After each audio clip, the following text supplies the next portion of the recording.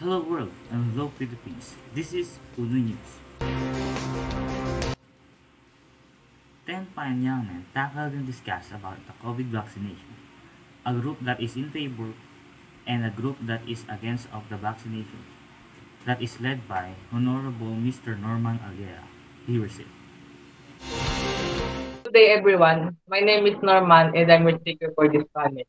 Today, we will discuss about COVID-19 vaccine. As you all know, COVID-19 is our modern health problem. This deadly virus spread rapidly all over the world, and its cases are still increasing until today. Scientists are still working to develop a vaccine to this virus, but many people are against. So here, today, let me introduce our panelists. We have here Mr. Bornilla, Mr. Chavez, Mr. Coralde, Mr. Gallego, and Mr. Maglalang to represent a group of people that are against vaccination.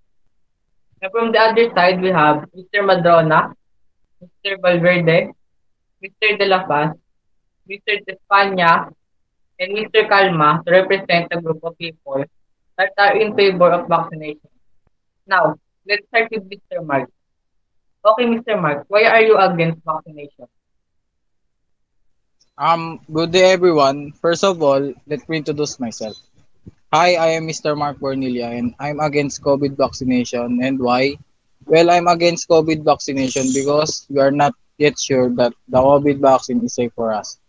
How can I say? Well, the number of those who get sick is not decreasing. It just keeps worse. Now, let's see the other side. Mr. Danley, what can you say about Mr. Bornilla's statement? Good day everyone. I'm Danley Kevin and Madrona, and it's a pleasure to be in this panel rather.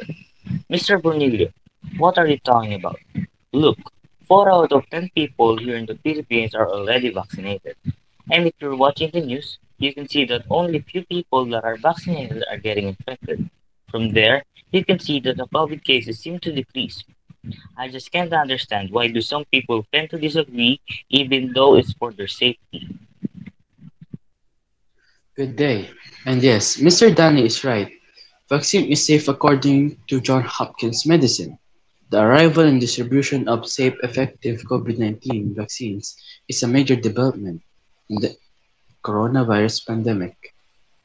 As more people are vaccinated, families and communities will be able to gradually return to more normal routine. All three vaccines authorized or approved by the Food and Drug Administration or the FDA have been thoroughly tested and to found safe and effective in preventing severe COVID-19. They continue to undergo continuously and intense safety monitoring. Good day everyone. I am Mr. Aaron Ric Chavez and Mr. Danny here is talking about the percentage of people that are vaccinated in the Philippines, and he was trying to say that the new COVID cases are decreasing day after day. But even if 4 out of 10 Filipinos are vaccinated, COVID-19 cases is drastically increasing day after day. That's why some people are still saying that COVID-19 vaccine are a waste of money and useless. Some reports says people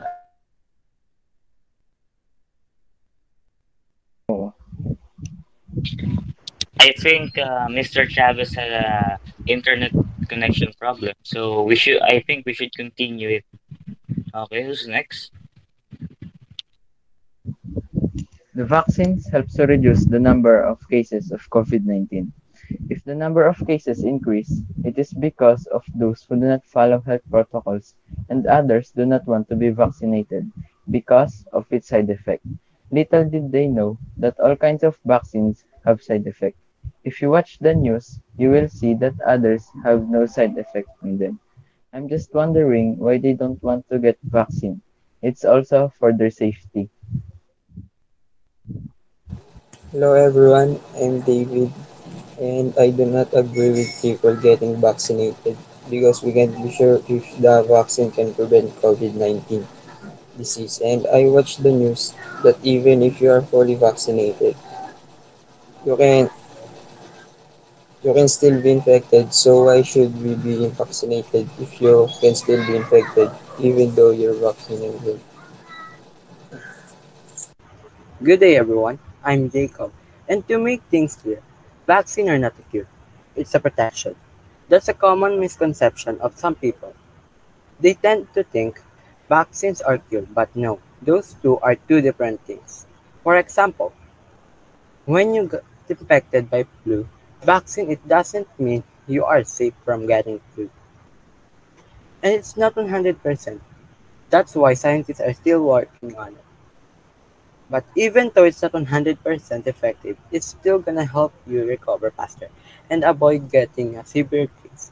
And if you're not vaccinated, it may lead to a much worse scenario. Good day. I'm Miguel Calma. I'm not against the vaccine for prevention of for COVID-19. In fact, many studies show that vaccines are big help that spreading fast of COVID-19.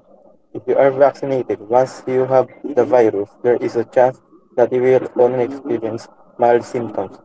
Some symptoms, some even don't feel different. Asymptomatic, no symptoms. I have a different perspective on that. By the way, I'm Mr. Danther James Maglalang. So going back, because it has potential side effects and no research on long-term effect. The vaccine is not ready yet. It has short studies. Also, I heard a lot of reports that there are many people who died because of COVID-19 vaccine. Okay, thank you for your answers. Now, let's move to the next question. Mr. Maglalang, you mentioned that you heard reports about people dying after taking vaccine. Where did you see or heard about that? It's all over the internet, many on Facebook. You know what? You should not rely on the things on the internet, or Google rather. There are some things or statements there that are not true. We aren't here on earth to be a fool, believing some kind of news or statement that is like a flash.